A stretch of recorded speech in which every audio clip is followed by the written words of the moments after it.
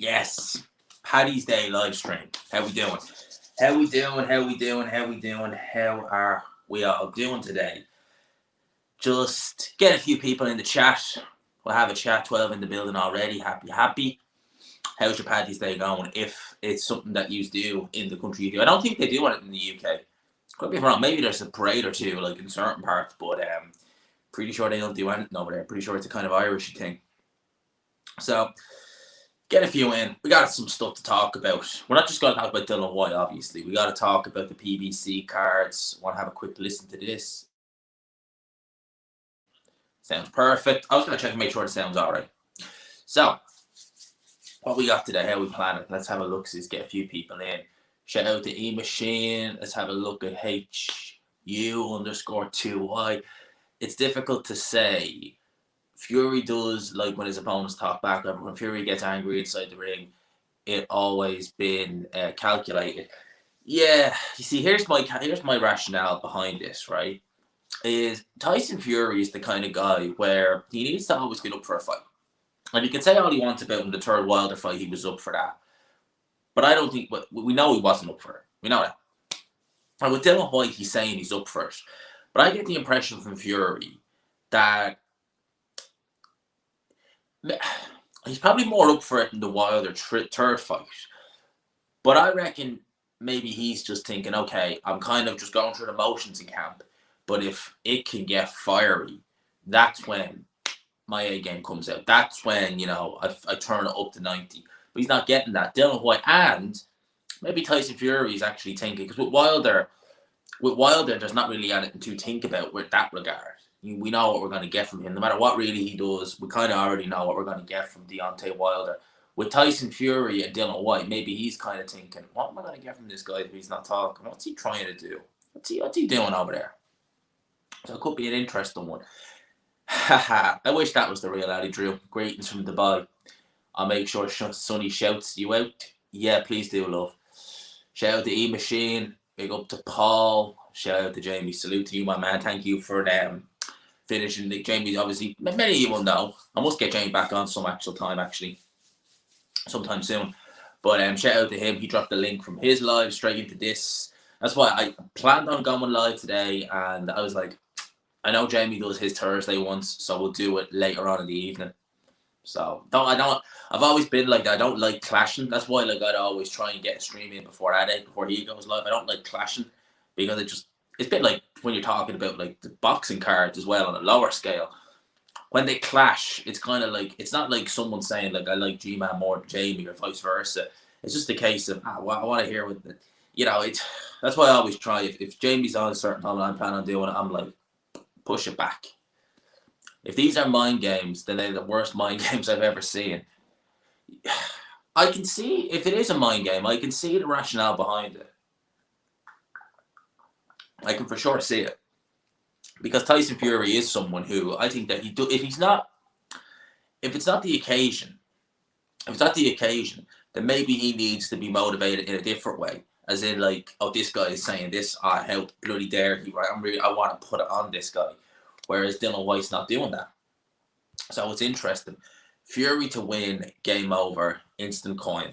I must look at the odds and see, because I haven't bet on anything, obviously. Cheltenham this week, I haven't bet on anything. As you can see, the title says G-Man has the bag. I just thought I'd chuck that in there. But yeah, look, I wouldn't mind seeing how much. I'm assuming Fury is a favourite, but is he a red hot favourite, or is it a case of, okay, it's closer than we thought it would be? Or there's some places, honestly, like if you went on a betting website, and I'm not saying Dillian Whyte's going to win, but if you went on a website that was doing bets and say Dillian Whyte was like a fairly wide underdog, that's worth sticking a fiver on. That's definitely worth sticking a fiver on. 100%. If he's a massive underdog, we're saying one of the bookies, pop a fiver on him. Because it's heavyweight boxing that it can happen. Fury hates the silence, I believe. Yeah, I agree. Wolfman Wesley, great name. Some of the names that you guys have on these channels, I swear to God, some of them I read, I just think, what was going through your mind when you made that? But yeah, Fury is a sort of person where, even though, like, look at someone like Klitschko, and obviously he was up for that fight. You could tell because Klitschko was biting on a lot of what Fury was saying, And he was trying to come back with things like, I think, remember he's mentioned the Queen and stuff like that, saying, oh, the Queen would be ashamed of you, which is like a really like silly thing to say. Like, no one gives a shit in that regard. But Fury was loving that, even though Whyte's not biting back in, or not Whyte, even though Klitschko wasn't biting back in terms of, you know, him shouting back.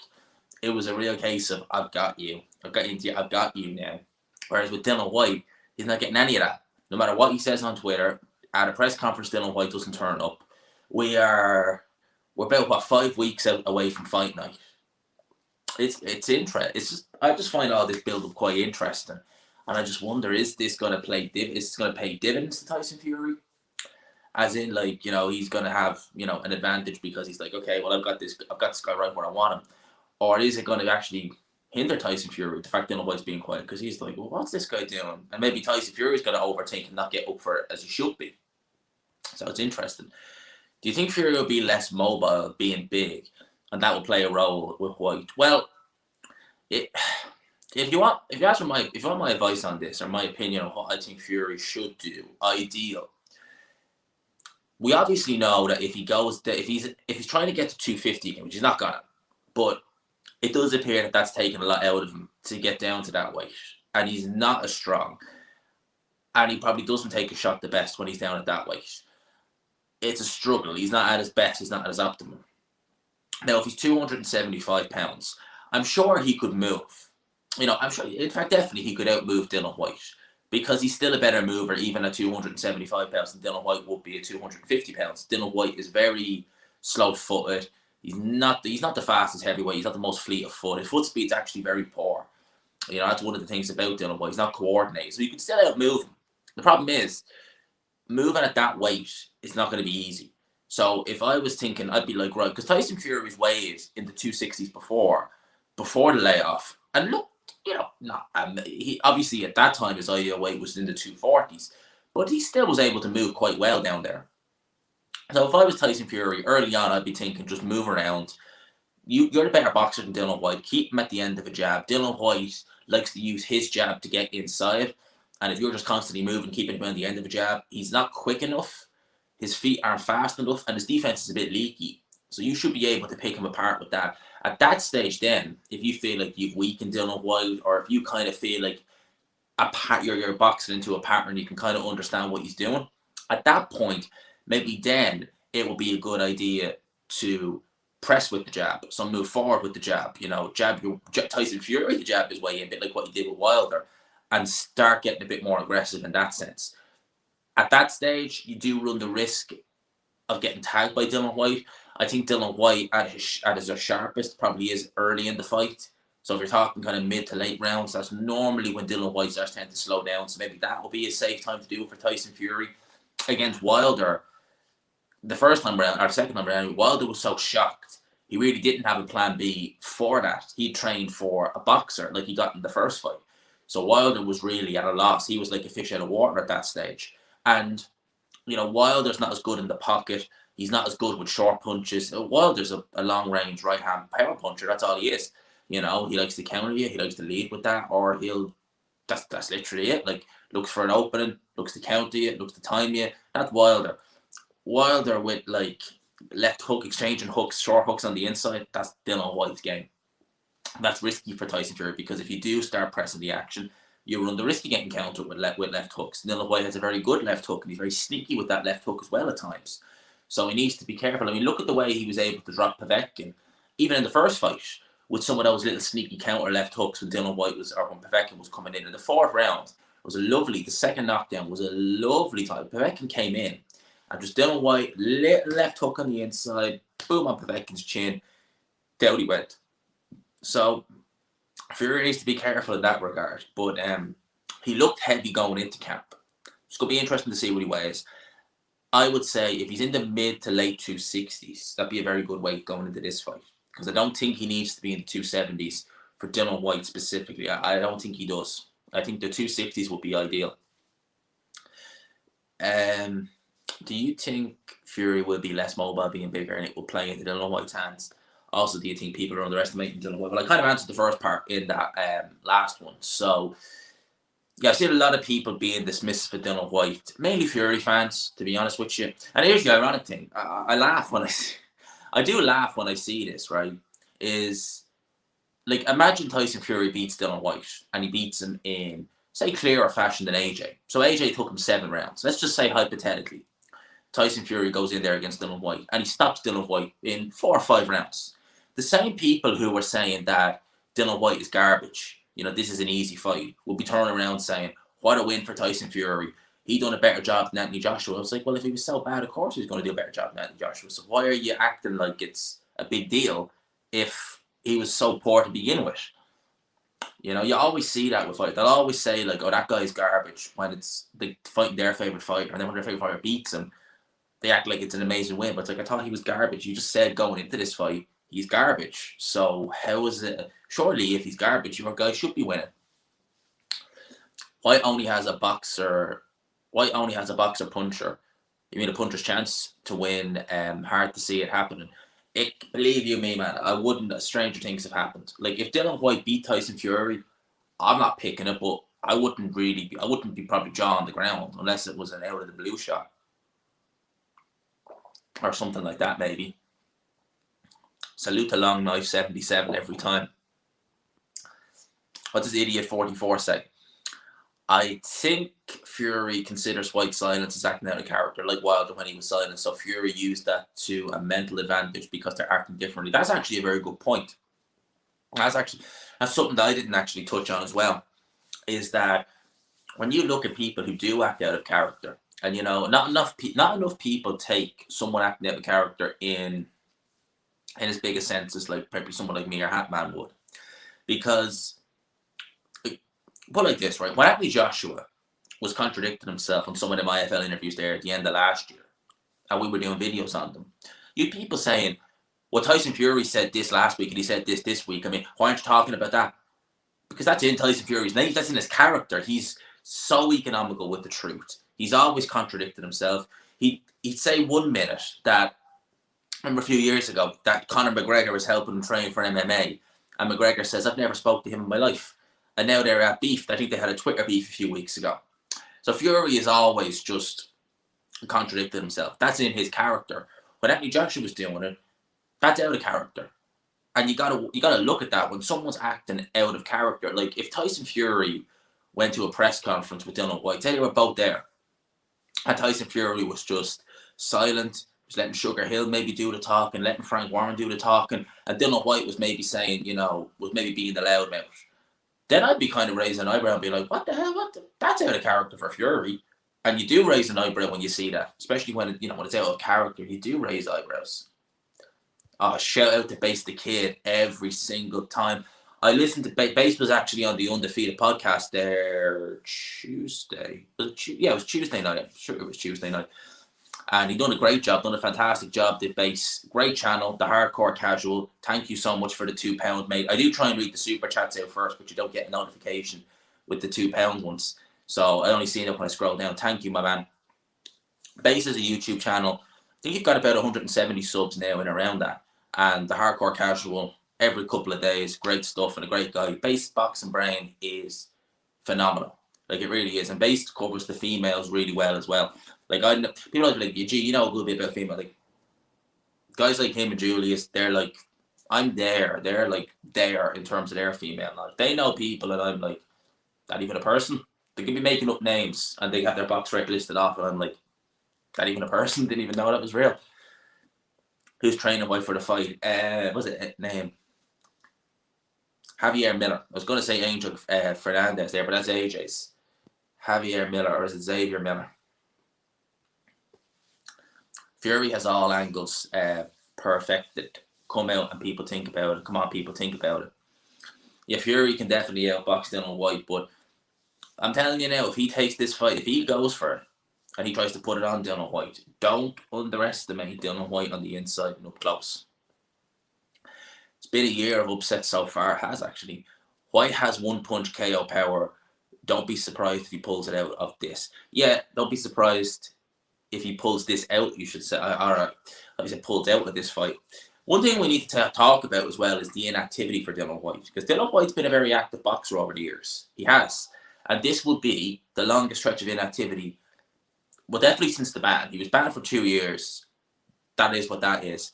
But in terms of, and he wasn't a world level fighter at the time. I mean, he wasn't even a British level. Well, no, he wasn't really a British level fighter at the time. He was still just a prospect. So inactivity affects people in different ways. Some people, they come out after a year and they look horrible. They look really, really sluggish in the ring. They look like their timing's off, their reflexes off. Look, they've aged overnight. Where you have other people who look genuinely like the inactivity never even made a difference. You know, Canelo, when he fought Triple G in the rematch, Triple G actually fought in May of 2018. Canelo, last time he fought was September the previous year, and you'd never have known. You know, Huey Fury, who was a fighter who relies on his boxing a lot, when he fought Joe Parker, he was out of the ring for 15 months or something like that, more, and boxed the head off Joseph Parker. Although, like, well, I think boxed the head off him. I thought Parker won that fight because Huey Fury just didn't do much. But his reflexes, timing wasn't off or anything like that. So we need to take that into consideration, the inactivity as well. I'm really interested to see how their punch resistance holds up. Yeah, on both sides. On both sides is a very good point because Tyson Fury can be hurt. He can, but he has very good recovery powers. We know that. I mean, for God's sakes, that right hand in that 12th round, the fact he got up from it was phenomenal, but the fact he was able to recover so quick is crazy. I've never seen anything like it. So Fury's got excellent powers of recovery there. Dillian Whyte has been hurt a lot. I think Teddy Atlas was touching at that as well. He's been hurt in several fights. I would say, you know, Marius Wack buzzed him a bit. I would say Fury probably hits harder pound for pound than Wack. Rivas dropped him. Parker, you would say maybe is on par with Fury, maybe a bit more Parker when he really sits down the shots. So Whyte can be hurt. Now, when Whyte got dropped by AJ, he was spent already. When he got knocked out by Bivol, he was knocked out cold. When he was hurt by Hellenius, he was all right after that round. So it wasn't like he stayed, you know, in a constant state of concussion or something like that. He was all right after that round. Hesitant, but he was all right. So we need to see. The punch resistance from Dillian Whyte is going to be interesting because he's not been tagged since 2020. You know, we won't know how his chin's going to hold up because Povetkin never landed on him last year. You know, it'd be a year now and 10 days or so, more, 15 days that he fought Povetkin. He was never tagged in that fight at all by Povetkin. You know, and it was really the way he was able to just go into that rematch so just casually, like it was crazy. Unclear if Matchroom or Whyte promoter Eddie Hearn says they're supporting him. It's Frank's show. Well, yeah, like Dillian Whyte works with Eddie Hearn on a fight-by-fight basis. So, you know, it's not like he's a long-term promoter with Eddie Hearn. Dillian Whyte can go wherever he wants. You know, a bit like kind of Canelo, where Dillian Whyte can work with Eddie Hearn for the next 3 fights if he wants. And then, say, an opportunity comes up with Top Rank. Say, Fury retires and Jared Anderson wins a world title. And maybe he gives, this is just hypothetical, but he wants to give Dillian Whyte a world shot. Dillian Whyte could say, see you later, Eddie, I'm going over there. You know, and this is a Frank show. It's definitely a Frank show. Frank Warren he's been loving life in interviews lately, hasn't he? Fury tires his opponents by using his weight to lean on them. Whyte needs to be aware of these tactics. Yep. It's an old tactic. It's a tactic that's been used by guys like Klitschko and people like that. Like Lewis did it as well. I was gonna buy. I thought I got cranberry juice for this because I like having my cranberry juice when I'm talking here. And I just grabbed because it's always in a red bottle. I ended up buying a smoothie, Irish apple and berry smoothie. It's actually quite nice. It just doesn't look nice, but it actually is quite nice. I just wish I had the cranberry juice instead. I have a sneaky suspicion that Fury has decided on a new front foot style because he can't move as well as he used to. Only decent fighters he has moved against since 2015 was Wilder. First draw. Interesting. You could be right. Dillian Whyte alluded to that many months ago. And you kind of got to figure maybe that is right because Sugar Hill, the style is so different to what we're used to seeing from Tyson Fury. So it's definitely going to be interesting, mate. Oh, shit. Hope you didn't hear that. I have the little mic plugged in and it's constantly coming off, and I hope that didn't make a static noise. I'll name this account later. Even to you, man. Mr. Crush, good channel, mate. Appreciate it, man. Appreciate you dropping in. Keep up the good work. Respect from Luton. Jamie's neck of the woods. Shout out to Luton. I wasn't in Luton town when I was over in the UK a few weeks ago, but I was. It's nice. It's the perfect kind of mix, that kind of part between your trains ride from the city, which is really, really quickly, but you're out the way. That's what I like. I never live in a city. It's just too built up. Fury to fold Whyte up. We'll see. My next big upset is Bivol beating Canelo. But personally, I won't see it as a big upset, but it'll be major news. It'll be crazy news. I'm going to be frank, right? I think that Canelo Bivol, even if Bivol does enough to win, he's not going to get it for two reasons. One, he's fighting Canelo on DAZN, and they have Canelo's next fight lined up. But politically, I can't see the judges being... I can see a lot of Russian fighters having some trouble with judging, especially if they're fighting on as essentially the away fighter because of what's going on. You know what? I can see that happening. Should that be right? No. But, I mean, like, we've seen normal people from that part of the woods be told you're not allowed to go here because of where you were born. Yeah, Bivol will need a KO. He'll need to really... Bivol can bang, don't get me wrong. Like, people say, like, he can't punch. He can punch. He just doesn't go through the gears. He never looks for the knockout. But if Bivol hits Canelo hard with his right hand, that right hand is accurate, is powerful. Fury said Whyte and Chisora are similar in their styles. They're not really, though.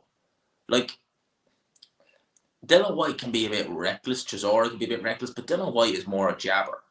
Like, if Dillian Whyte's jab is actually quite good. Like, look at Dillian Whyte versus Anthony Joshua. Look at Dillian Whyte versus Anthony Joshua. And look at the jab Dillian Whyte was using. Even prior to Buzz and AJ. That jab was causing AJ a few issues. It was making him think. It was a very good jab. He was training with Jonathan Banks at the time. And Jonathan Banks, obviously, we know, is a student of Manny Stewart. So the Kronks, they do tend to have quite a good jab in the Kronk gym. And you go look at that. You go look at his jab there and look at how long and powerful it is. You'd never seen it. Dillian Whyte is obviously a bit taller than Chisora, but you wouldn't see Chisora using that jab like that. And also with Dillian Whyte, he's listed at 6'4", but if you actually see him standing, like we'll say against Parker, he's a little bit shorter than that. So he might try and walk Dillian Whyte down. That could be very dangerous. It could. Could be very dangerous. Dillian Whyte likes it when you're up close in exchanges like that. He can get his hooks off. Fury is death's walking Whyte down, and there's nothing Whyte can do about it. He'd need to shell up and get beaten up. Well, there's a lot of things he can do about it, mate. I can see some hooks on the inside going in from Dillian Whyte. Matchroom haven't created a superstar since AJ. Why do you think that is? Several reasons. Obviously, with heavyweights, they have Dillian Whyte to be fair, but he's not a superstar. But most superstars you get, like, you want a heavyweight, they're just easier to sell. But you can get a superstar in any weight division. Look at Carl Froch, for example. I think that AJ surpassed Froch to such an extent that Eddie Hearn was just like, it's the AJ show and that's it. And it was, like, I mean, I've never seen anything like it. You know, the acclaim AJ got from all sorts, like, it was bizarre in a good way, like, for people to talk about boxing like that, because everyone just knew him. Even if they were, even just random people who were parents dropping the kids to school, who would never watch boxing. Anthony Joshua, oh, I know, when's he fighting? And it's like, what? How do you use that band? I've never seen anything like it. So I'm sure for Hearn, I've got the biggest name, certainly in British boxing, by a country mile. So for Hearn, there was no real need for another superstar. I don't think he was thinking, at that stage, I don't think he was thinking long term. And what happened is you look at some of them Sky shows. So he had the Rio 16 squad. The overwhelming majority of that Rio team turned pro with Matchroom. Okay? Now, there wasn't really any characters in that squad. There wasn't. There was guys who had a bit of potential based on where they were from, like Fowler and stuff like that. But they were all matched very slowly. Akali was the best, but Akali is his fighting style is very ugly. He's not the most out there kind of, he's not a character, really, he's quite bland. And he matched a lot of these guys slowly. He never really brought anyone up, quickly where you had a lot of hype around them. It was all a case of just on undercards, low key fights for a couple of years. So he never really tried to market any of these guys. And Sky weren't pushing it really, to be fair. So they were able to get away with fighting, some journeyman, whilst, AJ was the poster boy. Dillian Whyte obviously was able to get on pay-per-view. You still had Kell Brook knocking around. So Eddie Hearn had a nice little phase there where he was in control of British boxing. He had the biggest names, for the most part, in the sport. He didn't really need to worry about stars. I think now that's catching up to him, because there are no stars up and coming. You've got Conor Benn, who does put butts in seats, but we all know Conor Benn probably has a ceiling, and it's probably not a particularly high ceiling, probably fringe world level. And then he's literally no one, because there's no one I'm looking at really from his current stable who I would think of, who could be at that level. Yes, he's got some colourful characters who can make him some money, definitely. You've got Bridges there, she makes some money. You've got Babbage, he makes some money. But Bridges will probably win this world title, I would imagine, on this card. But Bridges is, 35, 36 now? So how long does she have? And she's not going to be like Katie Taylor in that regard of just, in MSG and stuff like that. Babbage is a knockout waiting to happen. Entertaining as he is, he's a knockout waiting to happen. And really, who else does he have? Like, who else would you look at and say, oh, that guy's going to be something? Josh Warrington, to his credit, he can do stadiums, but he can only do it in Leeds. Like, you would never see Josh Warrington. Josh Warrington can do it in his own backyard. But outside of Leeds, would he be able to put it like this? If you had him in Old Trafford, yeah, you get the Leeds fans down, but it'd be primarily Leeds fans like that. It wouldn't be people from all different parts of the UK. So, I really don't know. It's interesting. And the more I look at his stable, the more I think, like, where is the next superstar going to come from? But you could say the same about the same about Frank Warren. You could say the same about Probellum. I do think Probellum may produce one, because they are getting a lot of these guys from the amateurs from the most recent cycle, and I think they will do a lot more with those guys than Hearn did. So we'll wait and see. Yeah, big up to Limo every time, man. Big up to you, my man. Hope you're all right. Hope you're having a good time, kid. The question I have to ask is, how long before Fury balloons up in weight and takes it off again? Catches up with him. I pick him to beat Whyte, but I get the feeling it will catch up one day. Of course, it will. And that's something, again, you need to be mindful of, is that Tyson Fury is not someone who lives the cleanest lifestyle outside the ring. I'm not saying he's on drugs or anything like that, but he probably drink beers, eat takeaways. We see him kind of... he's never gone as bad as he used to. Like, he used to look pig fat, but now he's kind of... Yeah, it's not ideal that he's got the belly, but it's not as bad as it used to be, by his standards anyway. Crazy inside fighting, cardio for days, born fighter, sparred with so many rounds. So he has all the experience on 3 levels, inside, mid-range, and has good enough power. Yeah, Fury is definitely the more rounded fighter of the two. Definitely the more rounded fighter. Fury ain't going to move a lot, never. No. I shout out the big boys as well, but he's never going to get down to that weight. No way. Now, he probably could, but healthily. I mean, like, in a healthy way. Was moving, yeah, but Schwartz, man, I mean, Tom Schwartz had a bleeding jellyfish on his fucking tummy. Oh, yeah, oh, man, that is going to be funny. G-Man, are those your curtains? They're part, man, they're not my curtain. I don't like them, but I'm just not arse changing them. I just couldn't be arse changing them. Everyone should be Paddy's Day. Every day should be Paddy's Day. Where's your Guinness? Got a cup, and I've got a Irish. Oh, it is Irish. Irish apple and berry smoothie, which is kind of. So look, it's kind of like orange. Well, it's a weird color. Looks like someone with Crohn's had a dump. Maybe he dumped and pissed at the same time. That's what comes out. That's what it looks like. That's quite nice. But yeah, no drinking tonight, man. For Fury to slap Whyte up. Jimmy, will I be watching Thor and Eddie Hall on Saturday? Yeah, I probably will for the crack. For a laugh, I'll watch it. I'll watch it for a laugh. Why not? I think here's the one thing. This is why I think celebrity boxing events are much superior to MMA events. Do you know why? Because with boxing, that's all they can do is throw punches. If you see, like, there was a celebrity MMA event, and I never heard of either of them. I think it was back in the summer. Back in the summer, at the start of autumn, and they were just on the ground the whole time. It was boring as hell. I forget the guys' names, but it was boring as hell. At least with boxing. And these two guys, it's going to be a case of which one of them gets injured first.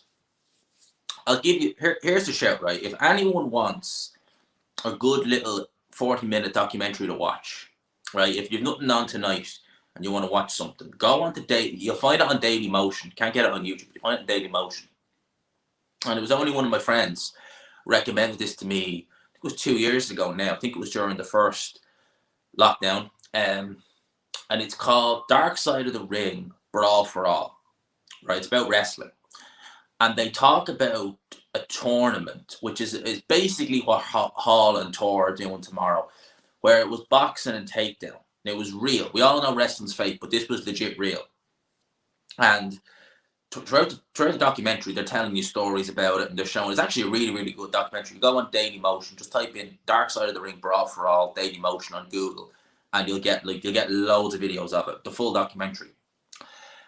And every single wrestler who took part in it. Bear in mind, you know what the wrestlers like? They're jacked up on steroids. They're, absolutely massive. They're unnaturally big. They were doing a real sport, and every single one of them got injured. And injured badly. They weren't, I'm not talking about broken hands and stuff. They were serious. Ligaments pulled, fucking tendons, serious injuries. Because they just didn't know how to box. They didn't know how to pace themselves. And their bodies were designed to look good aesthetically, but they couldn't handle real fighting. So I reckon something like that is going to happen with these guys. Because one of them's already got injured. What was it, Eddie Hall? Didn't he get injured before? This was meant to happen last year. So one of them's going to get injured, in my opinion, in the fight. So it's a case of which one of them's going to go first. And these guys are massive. Fury slaps everyone he fights. He does. Well, he has anyway.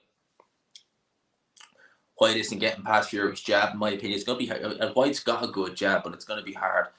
Absolutely nothing in buying the Conor Benn pay-per-view. He's not fighting on pay-per-view yet, but watch the space.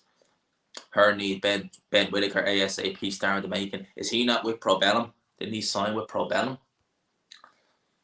He signs a lot of, he let Keyshawn Davis sign with Top Rank. Keyshawn Davis is a world champion in weight. It's just a case of when. I think Hearn has been looking for more, how do I say it, more kind of like Babbage. Not saying, it makes you let Marcus fly through, because he's looking for guys where he's just probably going to make money off. I can maybe drive subscriptions up. Marcu with the Albanian fans, if DAZN's there, I'm sure they would have been flocking to DAZN if Eddie had gotten, because he does crazy. I've never seen it. For someone who's, Marcu didn't have, he wasn't an Olympic gold medalist or anything like that. It wasn't like you were dealing with a standout amateur, who won loads of things. He's got a whole country behind him. And Marcu was all right. He was a kickboxer. But I've never seen, just the fan. You do a Marcu video, and you're getting, 4,000 or 5,000 views. You get more views than you are flipping Canelo video. It's crazy. It's weird. It's good in that way, but it's weird. I've never seen anything like it. Big up to Joe Stunner Boxing every time. We will sort something out for next week. I did see that. You guys haven't responded. Wednesday next week. How does 7:30 suit? Because I normally go to the gym after work, so I'll probably be home about 7 or so. So it gives me a time to set it up. If that works for you, let me know. Big up to you every time. Needs to come in at 270. I'd say 270. Actually, going to listen to that later. I just got a message there. Monday for the postponed Bryan Dubois purse bid and waiting for the WBA to order. Ugh. That fight is going to be such a mismatch. I'm not talking about Hellenius Fury. I'm talking about Bryan versus Dubois. Dubois is gonna make light work. He is gonna make light work of Trevor Bryan. Trevor Bryan's he's too heavy. He's coming in way overweight, and Dubois will just walk straight through him.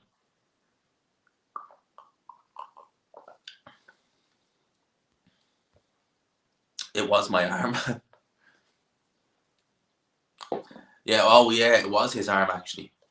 It was Eddie Hall's arm, wasn't it? But one of them's going to get seriously injured, not from the other fighter, but just from they. You see, here's the thing, right? These are throwing shots on the pads and heavy bags that aren't hitting them back. When there's actually moving target and the pressure's on, you are going to see swings. You are going to see lads with big, huge muscles overexerting them where they shouldn't be doing, and you're going to see something there. If I was a bet man, which I'm not, if there was a bet on one or both fighters to be injured quite badly, then I'd be putting money on it. I'd be amazed if one of them doesn't get injured. Yeah. Tyrone McKenna is a really cool guy. He's a real nice guy. And he's not a bad fighter. I actually felt he beat O'Hara Davis in the Golden Contract, and I picked O'Hara Davis to win that fight. And I felt he beat him, felt he outworked him. But this is just no. I don't understand the rationale behind this. I hope he's getting an absolute rake of cash. I hope he is, because this is Regis Prograis is, if Josh Taylor moves up, you could put him number one. I'd put him number one. I think most people put him number one in the division. He's a very talented fighter, very big puncher. He's stopped guys at welterweight like Danny Garcia haven't been able, something like that Ivan Redgrange guy. Prograis was able to stop him. Garcia went 12 rounds with him. Never came close to stopping him. And they're weight divisions apart. Obviously, well, not massive apart, only one division, but still. Prograis is talented as hell. He's a tremendous fighter. And McKenna has never won even a British title. Like, the Jack Catterall loss, looks a lot better now than it did. Well, it didn't look bad, to be fair, at the time. It was actually quite close. He was competitive. But it looks a hell of a lot better now. But McKenna is still, I'd be very surprised. He's very easy to hit, is McKenna. Very easy to hit. And I just can't see him winning. I can't see him winning, and I just hope he doesn't end up taking an absolute Hail Mary beating in there and just deciding to be too tough for his own good. I hope that. And he's with Pete Taylor's his coach, and and Pete Taylor was smart like that. He'd know when his fighter is enough. Harold Shadow Knight, yeah. No, he is. He took him in for the Povetkin fight as well. 7:30 or 8 p.m. 8 p.m. be brilliant. Yeah, we could do that. Next Wednesday. Please educate me on my ignorance. Is it offensive to say Paddy's Day? No. Most people say Paddy's Day.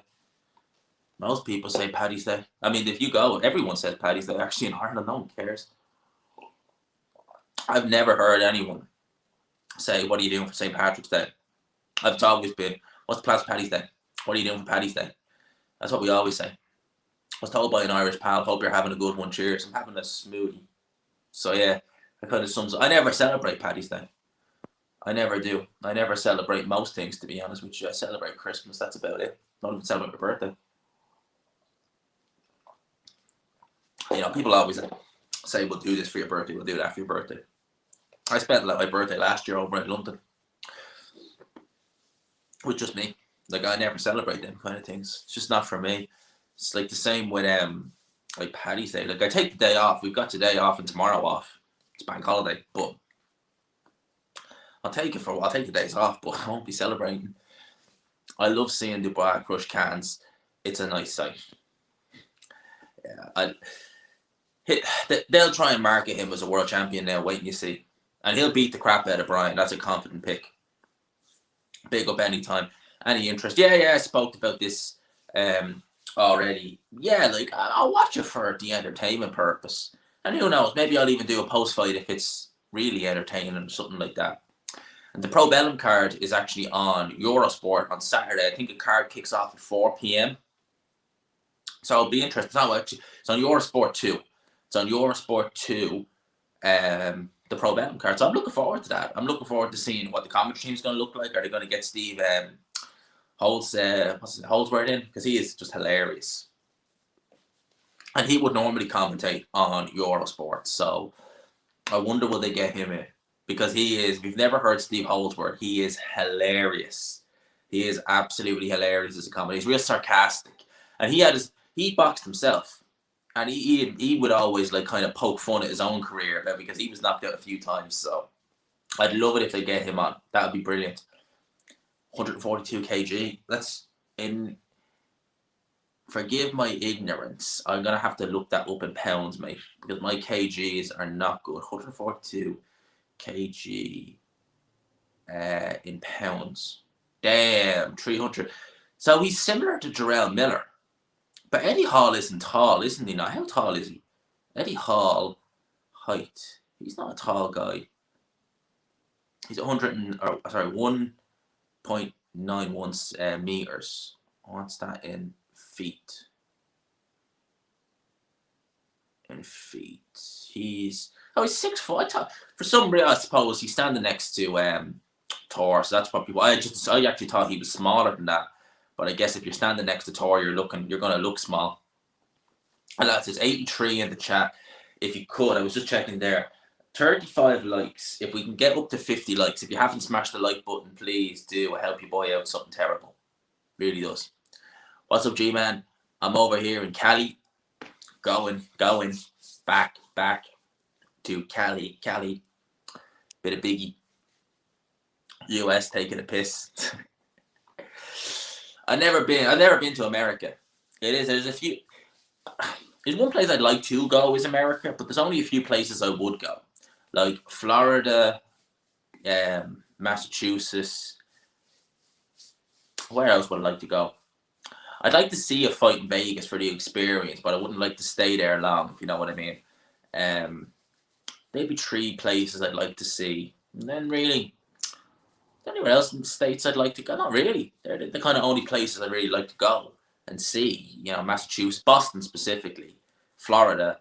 And I would like to see a fight in Las Vegas, but not stay there. Stay for a day or two, but not take a vacation there. G-Man fixing to bury someone when he says he's a really nice guy first. He's a really nice guy. Can't see McKenna walking out of the ring. Major mismatch. I thought you said major upset there for a second. I was like, what? No, I read that too quick. Yeah, that's it. And don't get me wrong, McKenna's a cool guy. Wish him nothing but the best. You know, he's from Belfast, but can't see him winning. I just can't do it. I can't see him not only winning, but I can't see him even being competitive. There's a Warren card Saturday. Yeah, man. Warren's promotion, they really, I've only been finding out last minute a lot of these cards have been on. And he's really holding out for these big fights. And it doesn't help that people like Joe Joyce are injured. You could promote him something good. Steve Holdsworth always sounds like he's annoying neighbours who's sick of your cat shitting on the lawn. In other words, I love him. He's brilliant. He is absolutely brilliant. He's one of them just throwback commentators. I love listening to him. It's a shame he's not on. Mike Costello versus Steve Holdsworth, no comparison. I know I give Costello a lot of crap, but I used to, I never really listened much to Costello until a few years ago because I wouldn't be listening to BBC Radio 1. Was it Radio 1 he was on when he was a radio? It was on BBC anyway. Doing the commentary, because I never listened to it like that. But I heard people always tell me Costello's good, and I listened to him a few times. I was like, I was kind of like, meh. Wasn't really kind of in or out of it. But then, when they were telling him on DAZN, I was like, maybe he's improved, because I hadn't listened to him much. And I was like, really? This is the best you can do with the $1 billion budget and the game change? This is the best you can do? I was like, man, nothing against him personally, but maybe Eddie Hearn and him go back or something, because I just couldn't get my head wrapped around it. I was like, this guy is nothing to right. Oh, this guy's quite dull and bland. I actually prefer Adam Smith to this. You know, he's not the worst. I'd say the worst in the UK is John Rawling. John Rawling's actually not bad commentating on darts. He commentates on darts for ITV. He's actually not bad on that. But in terms of boxing, yeah, he's the worst. He is by far and away the worst in the UK. For me, anyway. Other leaders may disagree. You might like John Rawling, but me personally, I think he's all right on darts, but not on boxing. The best environment, out of shape Bryan versus Dubois. Fight for me will see Don King not get away with getting. Yeah. Man, Don King. Don King is a man. Who would you like to see Lerone Richards fight next? It's interesting. Lerone Richards at 168 pounds. They should be, if he had punching power, like good punching power, the sky's the limit, because he is tremendously talented, very good fighter. I'd say if Demetrius Andre beat Zach Parker, then Eddie Hearn would be pushing to get Lerone Richards in there. They'll be pushing for it, because it's in-house. Lerone Richards is so. See, I think Lerone Richards has a lot of potential, great potential as well. But I think when you're not a puncher, unless like you've got a really out there personality, unless you have really exciting fights, a lot of people don't tend to go for you, like to go for them kind of fighters. You know, you see fighters like Andre Ward, who tremendous fighter, one of my favorites, but because he didn't have tremendous, elite level bang you're out of there punching power, it's kind of like he got kind of pushed to one side. It wasn't just that. Some of his fights weren't exactly the most entertaining. It's a very good prospect. Oh yeah, no, I'd pick him over Chisora as well, mate. I would. Yeah, you do. You need the foghorn leghorn. So I just wait until that's lifted. Simple as. Most countries are lifting their entry requirements now anyway. So if I ever want to go states, I will wait until they remove that. Yeah, but that's the worst thing about that. Like, a lot of countries who still have it are countries I wouldn't go to anyway, to be honest with you. Like, I've never been, even before 2020, I was like, I'd never really go Australia. Like, all my friends used to always talk about moving to Australia. I was like, that country never appealed to me. Canada never appealed to me. And these are countries I used to just look at and just think, would I live there? A holiday's one thing. And a holiday in Australia, even a few years ago, never appealed to me. Largely because of the travel time. If you wanted to go for 10 days, you're traveling for 2. So it never made sense in that regard. But there's a lot of countries that I wouldn't go to in general. Like, I'd never go to Austria. I'd never go to Germany. It's never really appealed to me, them countries. So, them kind of ones don't bother me too much. But America, yeah, it's a country I'd like to go to. Obviously, the next country I'd love to go to will be Mexico, which I can get into no problem. But yeah, parts of the States I would love to. Surprised that they haven't promoted Thor versus Hall on the Viking versus Saxon affair, given all the Netflix series. Yeah, that's a good point. Do you think these novelty fights damage or benefit boxing? See, there is a benefit in it. There's a plus and a negative to both, mate, if you think about it in that regard. Like, because that one they had there a couple of weeks ago where the guy kept headbutting and deliberately headbutting. That's just silly. Like, these guys shouldn't be doing. They shouldn't be anywhere. If they can't understand the rules, just get out. Like, don't even be here. But at the same time, they're bringing new fans to boxing, and it's a sad reflection on the sport in a sense of we've no real, like, with Canelo, we've Anthony Joshua, and that's really it in terms of superstars, like really big superstars. We just don't have enough. If we had way more superstars, at grassroots level in the US, in the UK, and other countries, you wouldn't be seeing a lot of this. If it was in a better place with big fights getting made, you probably might still see them, like novelty fights like that, but they wouldn't probably get as much hype as they do. Was excellent on the radio, but he hasn't translated onto TV. Yeah, you said it. You've summed it up best. He has a voice for radio, but it's not for TV. Like Costello on a radio, if you were in a pub and they weren't showing it, or they'd say that there are still some very old school pubs who just won't have a TV. They want to keep the whole, and I actually quite like that, because a pub back in the day, and this is before my time, I used to hear stories about it. You might know yourself from the UK. You'd go into a pub here in Ireland, and the same in the UK, back in the 80s or 70s, maybe to a lesser extent the 90s. I need a job done on my house. Is there any builders in here? Hands are all up. Yep, I'm a builder. I need this and the job. It's weird like that, and there was no TVs. It was just you talk to someone, or if you sat at the bar having a pint, I've got a problem with the foundation of the house. I don't know how I'm going to fix it. You see your man down there having the Guinness? Yeah, he's a builder. He'll be able to sort you out. And you'd interact with people. Whereas now, TV on, pint, don't talk. And if you're like, if United are playing or someone like that, you'd be like, oh, he's a City fan. Don't, if City missed that penalty, don't cheer. And if United scored, it's not the same. It's not the same. As if it's implied, like I'm only born in the 90s. It's not like I ever knew. I was never in them.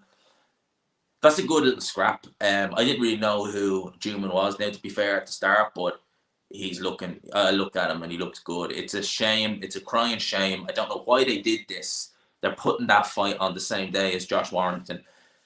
I'm going to watch Josh Warrington. I'm going to do a live watch along. It just is what it is. And, I don't understand it. I don't understand why promoters do that. And it's not Eddie Hearn having to go. It's Bench-Lom, because Bench-Lom, that fight was announced, the Warrington one, long before this. You think Munguia will end up leaving Golden Boy? Where would he go, though? Like, he's not a Canelo. He can't just go independent and go here. Where else would he go? Unless he wants to go PBC and chase them, which he could do. Even going to Hearn, it won't. He's still on the zone. Like, up to Danny, SG man. Hope you're well. Do you think Eddie Hearn is missing out on all the big fights? Well, in the US, I think he rubbed a lot of promoters up the wrong way when he went over there with his. He acted like he arrived before he did anything, and he rubbed a lot of promoters really badly up over there, like really badly. So in the US, it's.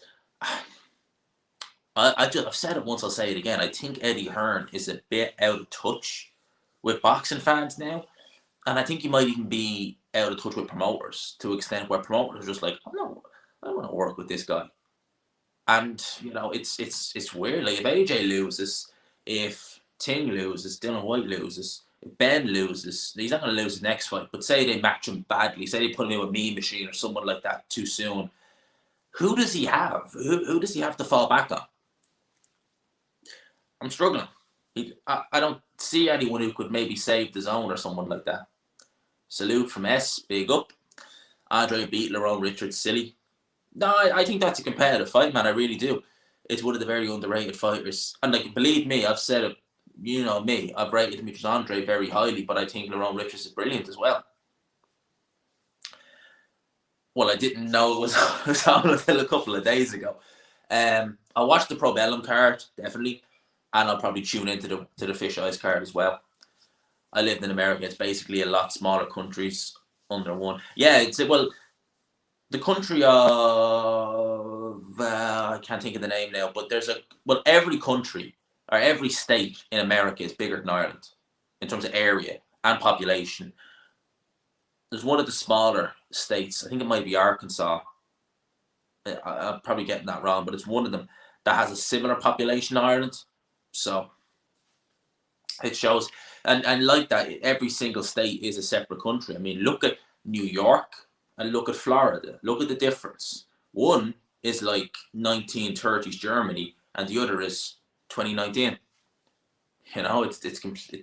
It's madness. You got a normal job as well? Yeah. No, I do, man. YouTube doesn't pay enough. No way. Oh, you're from Texas and Mexico, like on the border. So like El Paso or somewhere like that. Is that where you're from, mate? Where are we at? Yeah, I've seen that. I don't know who the guy's boxing, but yeah, I did see it. I didn't even know Patrice Everett was really into boxing that way. Yeah, he's fighting a YouTuber. It's mad. Well, I was a big Patrice Everett fan as well. I thought he was a great defender back in the day. Love Patrice. Patrice Everett and Nemanja Vidic. That was like, when United had like a fully fit Gary Neville, Patrice Everett, and Nemanja Vidic, and you kind of alternated between Wes Brown. And sometimes they put Fletcher in the back as well, depending. He could kind of go back a bit, but yeah, man, those were the days at United. Those were the days. Have you listened to Sean Porter's podcast lately? It's decent. I haven't actually. I haven't listened to many of Sean Porter's podcasts. He has a great boxing mind, the Sean Porter. He's very good. I think one thing, that smoothie is. I normally don't get indigestion. That smoothie is giving me shitloads of indigestion.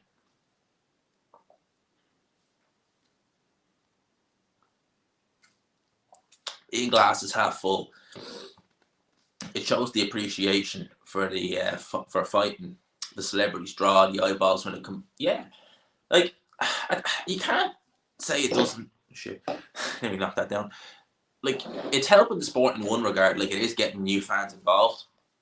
I'm telling you now, fast forward 10, 15 years, I'm telling you now, this will happen. Fast forward 10, 15 years, I guarantee you, someone, maybe an Olympic gold medalist, a very highly top prospect, will be interviewed. Who got you into boxing? Who inspired you? I got into boxing after watching Jake Paul, Tommy Fury. I got into boxing after I watched Eddie Hall versus Thor. Someone's going to say that. And at the end of the day, imagine that person wins a gold medal for GB or someone like that. You kind of have to turn around and say, like, well, he wouldn't have won that gold if it wasn't for Jake Paul, Tommy Fury, Jake Paul, KSI. You know, like, they are silly in some regards. Like, Jake Paul's actually not too bad. Like, he's not a world beater, but he's got a bit of ability there. But they're bringing fans in, fans who otherwise wouldn't give two shits about boxing. So in that regard, you can't be just so cynical and say it's crap, it's garbage. It's like I remember, who was it? Was it like Newcastle or someone like that? I think it was when there was an issue with Mike Ashley. They were like, he's garbage, he's this, he's that. What if he brings in new fans? All right. No, what if he brings in new players? All right, yeah, that's good. Wife slagged off Carl Froch saying he's jealous of Amir Khan's money. I suppose she can't slag. No. That's all Carl Froch has to say. Well, he might have more money, but I've never been ironed out repeatedly. Yeah, he looks good. I think he actually... I'm not going to pick him to win, but he'll be definitely in with a shot. Shout out to Gary Green. Is Eddie losing the battle of the promoters? Could be. He could be. I mean, like, it's weird. Like, I mean, you really see it from him now that he is... That little bit of banter, that little bit of friendly banter is starting to kind of go a little bit. You start to see a bit more, I don't want to say desperation, but it's definitely looking a bit weird. You're from Loretto, the streets of Loretto. It's a good little tune. It's a cowboy song, if anyone ever heard it. It's about a cowboy being shot. Has very stop-start career due to injuries. Don't like eye injuries. I don't like eye injuries at all, man. I always worry when I see people with eye injuries and stuff like that because... Oh, hang on a sec. You seen AJ's new post? He said, new announcement coming soon. Keep an eye on that. Well, I don't follow him on Instagram. Or I don't really follow many boxers on Instagram. Yeah, the village was brilliant. The man village was quality. What's your job? If you don't want to say, you can just say roughly what type of job you do. Yeah, man, I honestly don't mind. Like, you can ask me anything. I don't mind at all. To be honest with you, mate, you can like that's why these things are open for pretty much anything. But yeah, if you want to know what I do full time, I work in a gifts company, and I just basically do their admin, their trading admin. I do a bit of their buying, and just get purchase orders and stuff. It's really boring. There's nothing entertaining about it. It's just a lot of computer work. But I'm just no good when it comes to labouring jobs. I like going to the gym, and that's about the much labour as I get. I'm not one of them guys who's going to be... I could never work on a building site or something. I couldn't do it. I'd flip and hate it. It's just not for me. My dad wouldn't be in my dharma to do that. Would not. I just couldn't do it. I just couldn't do something like that. And hopefully one day I can get here YouTube to such a level that maybe it can change. Maybe we won't have to do it anymore. Maybe we can get something in journalism, because even when I've been on Ade's show on TalkSport, it's been crazy. Like, I've never been there in person. It's been over Zoom and stuff, but that's the goal. That's the goal, to get something in, journalism, in the world of sports journalism. They ain't getting bad at testing. Jesus Christ, I doubt it very much. I doubt it. Imagine Vada testing those guys. What you find? Jesus, man. Man, we are just about to go over the hour mark. And by the way, lads and lassies, 78 in the building. If you could, last time I'll ask, smash the like button. We're 2 likes off 50. 48 likes. I'm trying to get this to 50 likes. If you could smash the like button, it would really help your boy out, because I think they definitely do. They affect the algorithm. So the more likes you get, the more your channel gets recommended. And I really want to get this channel to 10k before Christmas, before the new year, for 2023. So the more kind of videos I can get out, the more streams, the more likes, everything, it benefits it. Because we're only 200 subs off 7k, which is crazy. I only hit 6K at Christmas or just after Christmas. So this little channel's been growing. It's been doing good. And I want to keep it. Long may it continue. Long may it continue. We've got some good schedules to talk about, obviously, with Warrington. I will either do a watch along or a post fight stream because I might be actually away most of that day and I might not get home in time to do a full length watch along. If I can't, we'll just do a post fight stream, one or the other. I did a post fight stream last time Warrington fought, so I'll probably do it again, but we'll wait and see for that. So I've literally just gone over the hour mark there. I only wanted to do about an hour. So if you've any other question, pop it in the chat. If you don't, then I'm going to call it quits here. And for sure, I'm off all day tomorrow as well. So for sure, we'll get a video out on something. If AJ even hints at the announcement, you know I'm going to get a video. Do I subscribe to DAZN? Do you think it is... Do you think it is a sustainable model? Yeah, no, I subscribe to DAZN. I've been subscribed since the day it started in the UK, and I've no intention of cancelling it, to be honest with you.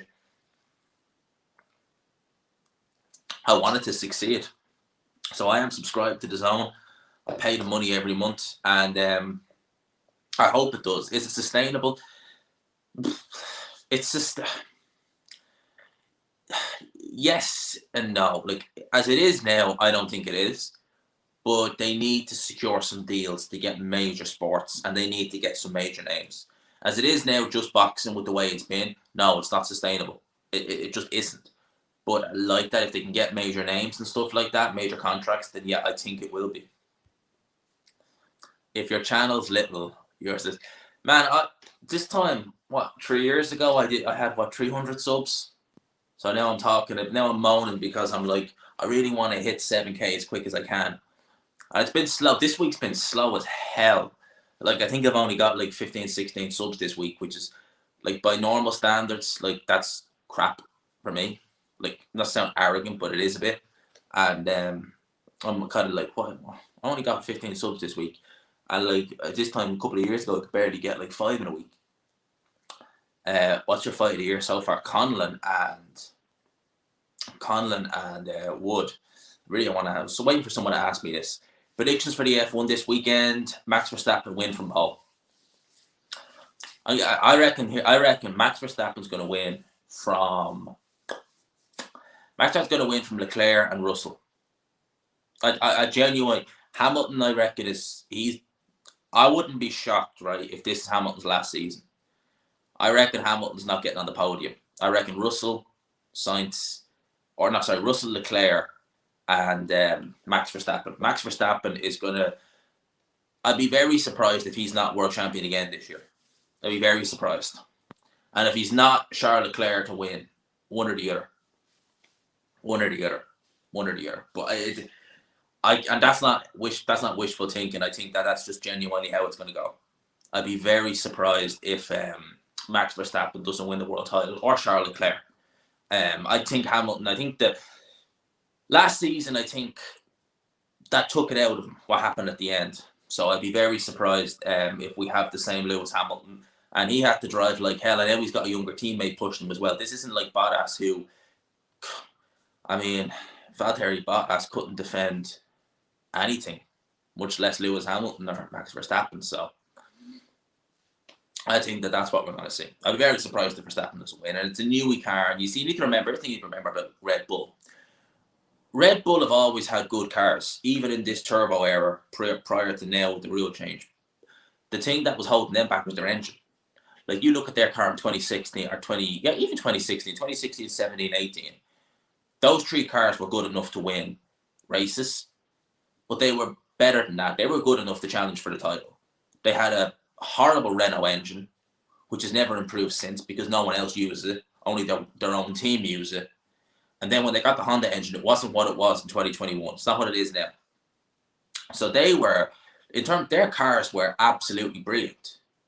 They just didn't have the right engine. And you see, back in the old days, back in the V8 days, where all the engines were pretty much equal, they were pretty much all the same. If you had the best chassis, that was it. You could have a crap engine.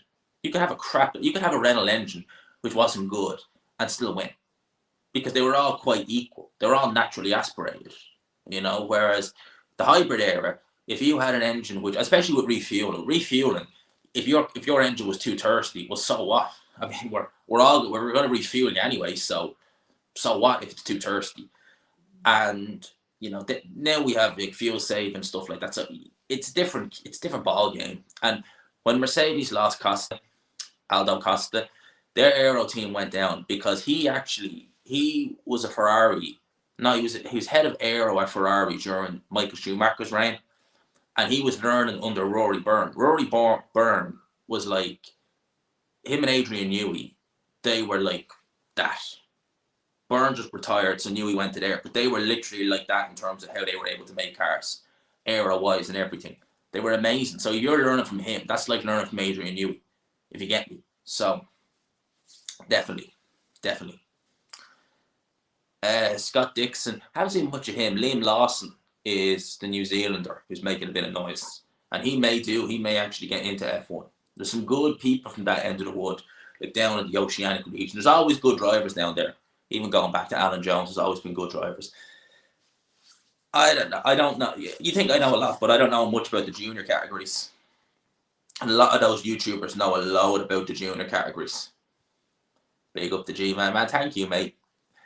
New to the channel from Jamie's. Man, Jamie is a ledge, man. Absolute ledge. And it's weird because like he helps me out, and like I it's weird. Like he helps me out, I help him out as much as I can as well. But like it's weird to see how much he's grown so quick. I'm delighted for him as well. It's brilliant for him because he deserves it. He puts a lot of work in.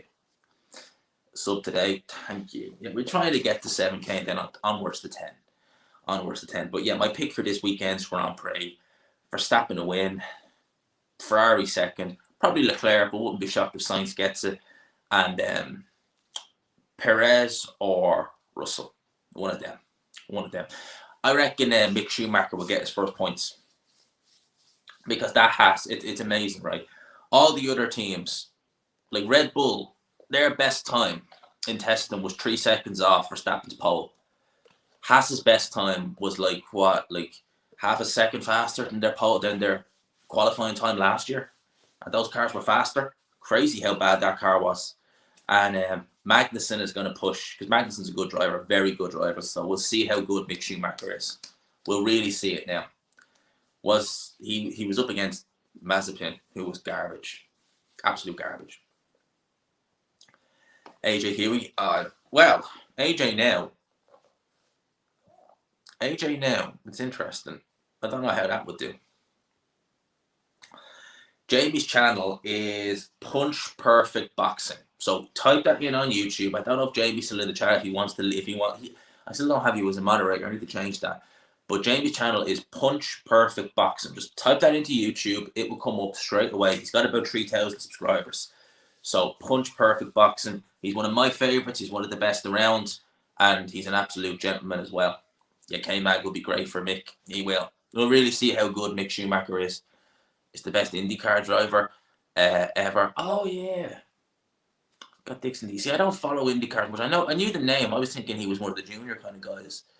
Always did better on non-oval tracks. I'd like to see him switch to F1. It's not always the same when they go from Indy to it's very different going from Indy to F1. A lot of Indy drivers who've done that haven't had a seamless change. Zanardi is a very good example. I mean, he was 2-time IndyCar champion. I think it was Champ Car back then, and he couldn't do it. He couldn't handle the F1 car. He just couldn't get to grips with it. IndyCar, I watch the Indy 500, but I don't normally. I like the oval racing. It's dangerous. That's probably why I like it. So yeah, I always like the oval racing. I prefer watching that to the circuits aren't bad, but I love the oval racing. The oval racing is crazy. The way they set that, the way them cars look. If you see an oval Indy car to a normal Indy car, like the level of aero is crazy. How flat it is. You could eat your dinner off those wings. Yeah, same with Grosjean. Yeah, Grosjean said how hard the Indy cars are to drive in terms of it's so much more. It's more physical, and you're constantly on the go. And that's one reason why the cars back in the mid 2000s in F1, the drivers were a lot fitter, and you saw a lot more mistakes get made because they were on edge all the time. You know, they were fast, very fast, extremely fast. Like those 2004 cars, slick tires, they're faster than 2020. Seriously, they'd be faster than 2020. Those cars were losing about 2 seconds from those groove tires. And them racers were pushing them every lap, non-stop, quality lap, every lap, refueling so they could push. So there was no, you never hear an engineer saying, calm your speed down, look after the tires, save fuel, engine mode, this. It was just go. Just go.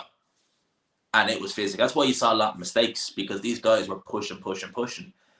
And it was just, that's why you saw a lot. And there was less room for error. The tracks were harder. A lot of the tracks still the same, but the tracks, a lot of them didn't have the runoff that they do nowadays, which they need back, because gravel is just superior to tarmac. I mean, it'd take a genius to work that out, that if you take away the gravel, you're going to have way worse accidents. Oh, but the driver shouldn't be punished for a mistake. Yeah, they should. That's the whole point of it. We like seeing drivers. We like it because it adds a bit of drama. Same with Grosjean. What's your team? In terms of F1 or football, if you're talking about football, United. If you're talking about F1, I've always been a Ferrari fan, but I'm a big Verstappen fan, so Red Bull are my team of choice now. I love Max Verstappen, love watching him. So we got a bit of a big up to Sean G. Shout out to G-Man, big up to you, man. Lads, I'm going to call it there. Went another 10 minutes. We got into F1. I always go into these live streams hoping someone asks me about F1, because I love talking about F1 as well. But for now, I'll leave you with that. I hope you enjoyed the live stream. I'll get some videos out for you tomorrow. As I said, it's a bank holiday in Ireland still tomorrow, so we'll get something out. For now, I'll chat to you. Peace, lads. Before I do anything, I'll answer that question. You think one-shot quali will be good? They did one-shot quali back in the 2000s, and I hated it. It was horrible.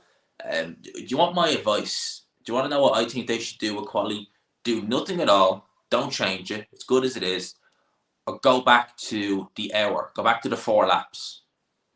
The 4 laps were like, go back to the 4 laps. They used to give them an hour, and they used to give for qualifying, so all cars could be on the track, and they used to give them 12 laps. So you got 4 runs. So what it was your out lap was a lap. So they counted that as 1 lap. Then it was your fast lap. And then it was your in lap. So 3. So 3, 6, 9, 12. There's 12 laps. 4 runs. Fastest on pole. Straightforward. And it was great because you had a lot more shuffled up grids if it was raining. Because some would set a lap early. And there you go. They've maybe fastest. It's raining. It was better. So that'd be my advice. But I'll leave it with that. Peace, lads. I'll chat to you.